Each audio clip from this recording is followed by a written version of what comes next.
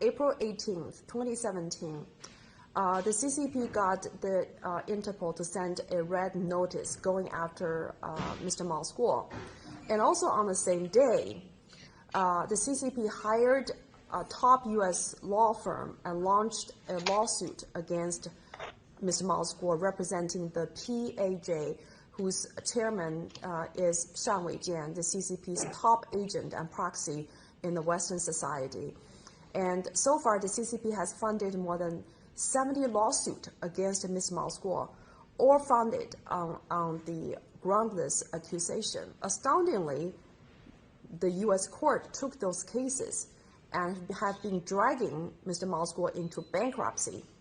And the DOJ also appointed a CCP proxy, Luke Despin, a senior partner of Paul Hastings, to be the trustee in Mr. Mao's Guo's bankruptcy cases. You put everything together, this gotta be biggest collusion of the century between the CCP and the FBI and DOJ and SEC. I encourage everyone to read indictment from the Justice Department because I'm a voracious reader. And when I read the indictment, it does not sound right. Subtle things like funds weren't used to buy a yacht. They were used for the maintenance of the yacht. Well, he's using it as an office. He had the yacht like years before the whole GTV got started. The yacht was pre-existing years before the GTV, and he didn't even own the yacht. The yacht was owned by his children.